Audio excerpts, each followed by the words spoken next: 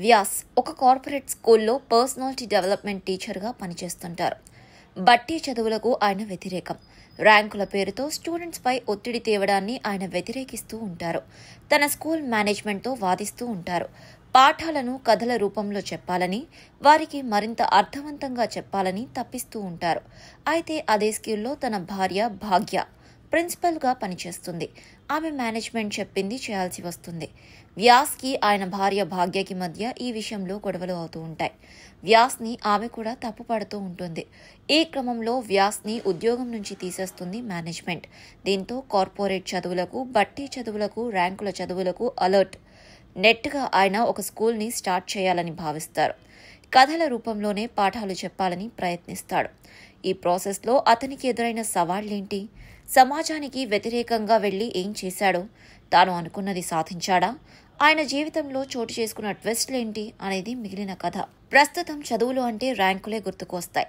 Parents, పిల్లలు, schools అంతా ర్యాంకుల వెంటే పరిగెడుతూ ఉంటారు. బట్టి చదువుతూ తీవ్రమైన ఒత్తిడికి గురవుతూ చాలా మంది పిల్లలు ఇబ్బంది పడుతూ ఉంటారు. స్టడీస్లో బాగా ఉన్న రియల్ లైఫ్లో అంత తెలివిగా ఉండడం లేదు. కనీస విషయాలు కూడా తెలియడం లేదు. స్టడీస్లో ఫస్ట్ అయితే లైఫ్లో జీరో అవుతున్నారు. ఈ క్రమంలో చదువులపై వ్యంగ్యస్త్రంగా రూపొందిన చిత్రమే అనగనగా. సుమంత్ మంచి కాన్సెప్ట్ చిత్రంతో ఆడియన్స్ ముందుకు రావడం విశేషం. బట్టి చదువులు కాదు, ప్రాక్టికల్గా చదువులు ఉండాలని, కథల రూపంలో పాఠ్యాంశాలు చెబితే విద్యార్థులకు బాగా గుర్తుంటుందని, రియల్ లైఫ్కి వాటిని అన్వయించుకుంటారని ఈ సినిమా ద్వారా వ్యాస్ పాత్ర ద్వారా చెప్పే ప్రయత్నం చేశారు. ఇందులో చాలా వరకు సక్సెస్ అయ్యారని చెప్పాలి. ర్యాంకుల ఒత్తిడి తట్టుకోలేక ఒక స్టూడెంట్ ఆత్మహత్య ప్రయత్నం చేయడం, అతన్ని పేరెంట్స్ సైకలాజిస్ట్ వద్దకు తీసుకువెళ్లడం కథ స్టార్ట్ అవుతుంది. ఫస్ట్ హాఫ్ అంతా పేరెంట్స్, పిల్లలు, స్కూల్స్ ర్యాంకుల చుట్టూ పరిగెత్తడం, తక్కువ మార్కులు వచ్చిన వారిని చులకనగా చూడటం, ఫెయిల్యూర్గా ముద్ర వేయడం చూపించారు.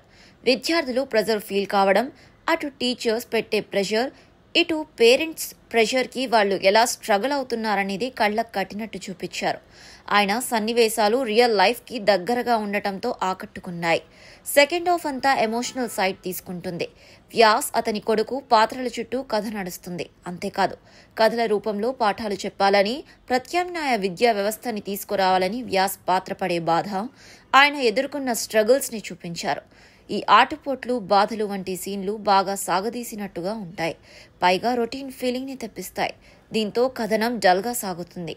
ఎమోషనల్, సెంటిమెంట్ అంశాలు ఎక్కువ కావడంతో సినిమా డ్రైగా మారుతుంది. ఇక చివర్లో వ్యాస్ కొడుకు ఎమోషనల్ కామెంట్స్ గుండెని హత్తుకునేలా ఉంటాయి. క్లైమాక్స్ భావోద్వేగభరితంగా ముగుస్తుంది. ఇందులో తండ్రి కొడుకు మధ్య బాండింగ్ హైలైట్గా నిలుస్తుంది. ఎమోషనల్గానూ ఉంటుంది. సినిమా కాన్సెప్ట్ పరంగా మంచి ప్రయత్నం. కానీ సెకండ్ హాఫ్లో మరింత వర్క్ చేయాల్సింది. రొటీన్కి భిన్నంగా ఎత్తులు, పై ఎత్తులు, ట్విస్ట్లతో సాగితే మరింత ఆసక్తికరంగా ఉండేది. దీంతో ఇది మంచి కాన్సెప్ట్ అయినప్పటికీ సినిమాగా చూసినప్పుడు ఇది యావరేజ్గా మారిపోయింది. నటీనటులు. హీరో సుమంత్కి క్లాసీ ఇమేజ్ ఉంది. ఒకప్పుడు మాస్ హీరోగా చేసిన ఆ తర్వాత సినిమాలన్నీ క్లాస్గా ఉండటంతో అదే ఇమేజ్ని క్యారీ చేస్తున్నారు. ఇప్పుడు ఈ మూవీ దాన్ని కొనసాగింపుగా ఉంది. ఆయనకు పర్ఫెక్ట్ సెట్ అయింది. వ్యాస్ పాత్రలో ఆయన ఒదిగిపోయారు. ఆయన మాత్రమే ఈ పాత్ర చేయగలరు అనేలా మెప్పించారు. ఆయన భార్య పాత్రలో కాజల్ చౌదరి ట్రెడిషనల్గా ఆకట్టుకుంది. రామ్గా మాస్టర్ విహర్ష్ బాగా చేశారు. క్లైమాక్స్లో అదరగొట్టారు. మిగిలిన పాత్రధారులు తమ పాత్రల పరిధి మేరకు మెప్పించారు. ఫైనల్గా నేటి విద్యా వ్యవస్థలపై సెటారికల్ మూవీ. స్టూడెంట్స్, పేరెంట్స్ చూడాల్సిన మూవీ.